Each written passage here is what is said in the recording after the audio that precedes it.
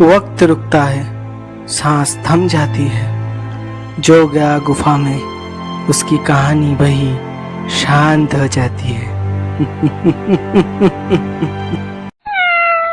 बिल्लू, तू यहाँ क्या कर रहा है रे? मैं तो देखने आया तेरा वीडियो कैसा है। हाँ, मेरा वीडियो अच्छा ही है।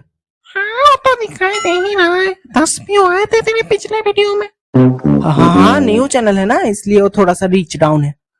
रीच डाउन नहीं, तेरा रीच स्टार्ट हुआ ही नहीं। और वो 10 व्यूज के अंदर तो ना तूने ही देखे। तो हाँ, तो क्या हुआ? एक तो कोई और देखा ना? नहीं, वो एक मैं ही था। तू मेरा वीडियोस देखता है? अच्छा लगा ना? बहुत बहुत अच्छा। जब मेरा रात में नींद नहीं आती तब मैं तेरा वीडियो चलाता हूँ और 2 मिनट के अंदर ही झट से नींद आ जाती है। ऐ बिल्लू, ऐसे भाग यहाँ से, शैतान बिल्ला कहीं का। ये कहानी शुरू होती है यूरोप के एक छोटे से गांव से। लोगों के बीच एक अफवाह थी एक पुराने केव के बारे में, जहां जाके लोग बदल जाते हैं, उनका वक्त अलग हो जाता है उन सब से। एक लोकल शेफर्ड लुका गया था उस केव के अंदर, 2 दिन के लिए गायब हो गया, और जब वापस आए उसका दोस्त और फैमिली बुढ़े हो चुके थे, पर वो तो सिर्फ 2 दिन ही गुजारे थे केव के अंदर। तो क्या हुआ था लुका के साथ उस केव के अंदर, जो लुका को सिर्फ 2 दिन का एहसास दिलाया, पर असल में तो बीत चुका था 50 साल। 2 दिन के चक्कर में सदियां लिपट गई, वक्त ने किस्से लिखे और लोगों ने भूल गई। अच्छा ही हुआ ल्यूका के साथ। क्यों? मैंने सुना वो ल्यूका आते समय टपरी से 100 रुपए की चाय खा के निकला था, और भी उधार में। हाँ तो क्या? तो तू नहीं तो कहा, तो फैमिली सब बुढ़े हो गए थे, तो चाय वाला भी बुढ़ा हो गया। और इतना पुराना उधार कौन याद रखेगा। ओह, उधार से याद आया, तूने भी तो मेरे से 100 रुपए उधार लिए थे ना, वो कब लौटाएगा? मैं थोड़ी देर बाद आता हूँ, थोड़ी देर बाद आता हूँ। सुन यहाँ पर, सुन उधारबाज कहीं का। अब साइंस को थोड़ा समझते हैं। ये कोई फैंटेसी नहीं है। आइंस्टाइन के थियरी ऑफ रिलेटिविटी के मुताबिक टाइम हर जगह एक जैसा नहीं चलते। जितना ज्यादा ग्रेविटी उतना स्लो टाइम।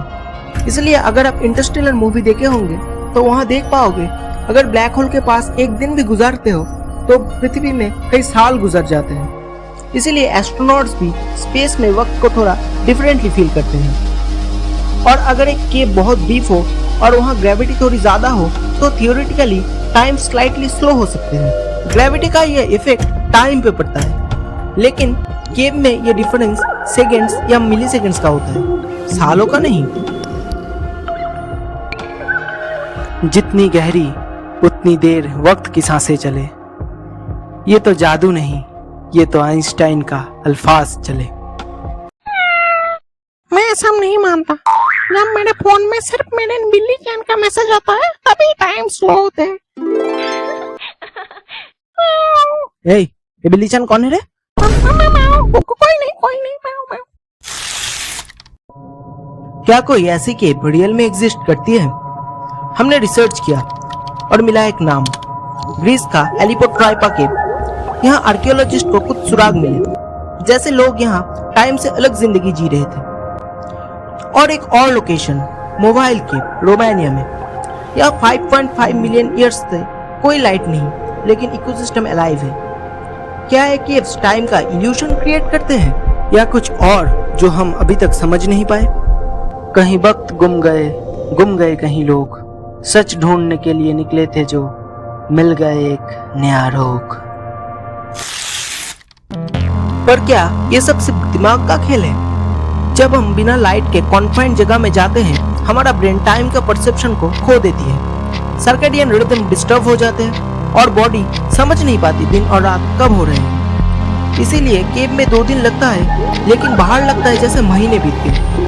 हमारा दिमाग भी किसी अजूबे से कम नहीं। आज साइंस कितनी भी मॉडर्न क्यों ना हो, हम आज भी ब्रेन को फुल्ली समझ नहीं पाए, और शायद इसे कभी फुल्ली समझ पाएंगे भी नहीं। छाए अंधेरा जब आंखों के बाहर, तब वक्त भी चुप गया दिमाग के अंदर। मैंने भी ये नोटिस किया। कब? जब सो जाता हूँ मेरे आंखों के सामने तो सब अंधेरा हो जाता है, हाँ राइट। और जब मैं उठता हूँ तो ऐसा लगता है कि 4 मिनट ही हुआ, पर असल में तो 4 घंटे से मैं सो रहा था।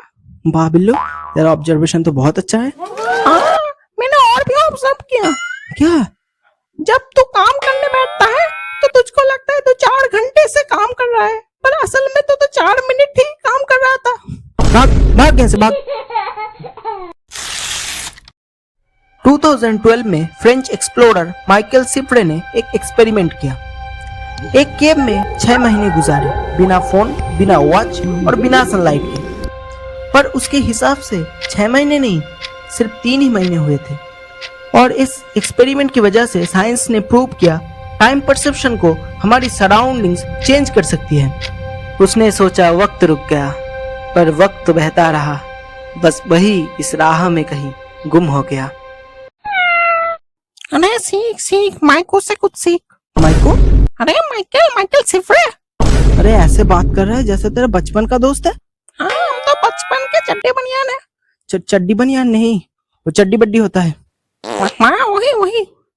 फेंकू कहीं का। हाँ तो क्या सीखने के लिए बोल रहा था? हाँ, देख वो 6 महीने बिना मोबाइल, बिना वॉच, बिना सनलाइट के थे, और अगर तेरा चार्जर भी मैं 6 मिनट के लिए ले लूं तो तभी मर जाएगा। भाग दो यहाँ से, तो अभी निकल, फेंकू बिल्ला कहीं का। टाइम डायलेशन एक रियलिटी है, लेकिन इतना नहीं कि आप केव में 2 दिन रहो और बाहर 2 साल बीत जाए। तब शायद नेचर ने कोई और डायमेंशन ओपन किया था और लुका उसमें गलती से चला गया। लेकिन ब्रेन का इल्यूशन और फिजियोलॉजिकल इम्पैक्ट ये सबसे बड़ा फैक्टर है। ये डायमेंशन डोर्स के बारे में हम कोई और वीडियो में डिटेल में जानेंगे। जब वक्त का राज खुला, हमने देखा खुद को। सच तो ही था, वक्त नहीं बदला, हम बदल गए। तो दोस्तों, अब आप डिसाइड करो, क्या आप उस केव में जाने की हिम्मत रखोगे? और अगर जाओगे भी, क्या कभी वापस आ पाओगे? तो तब तक के लिए थैंक यू मेरा वीडियो आखिरी तक देखने के लिए। इसके लिए बहुत बहुत शुक्रिया। इसका मतलब ये नहीं कि मैं आपका हाथ पकड़ के कहूँ कि लाइक करो, शेयर करो। अगर देखना है तो देखो, वरना भागो। अपन रहता है फुल इज्जत में। ये बिल्लू, ये छरी देखा है ना तूने? और हाथ नहीं पकड़ सकता तो पैर पकड़ और बोल लाइक करो, शेयर करो और सब्सक्राइब करो। सब्सक्राइब कुछ तो कर दो, नहीं तो जल्लाद मुझे अभी मार डालेगा। रुक, यहाँ पर रुक। So thank you for watching our video. You can also check out another video on this channel and बोलना कैसा लगा। बिल्लू का ये पहला इंट्रोडक्शन था, पिछले वीडियोस में बिल्लू नहीं है, पर बोलना बिल्लू कैसा लगा आप लोगों को और कमेंट्स करना। तो thank you so much for watching our videos. Thank you.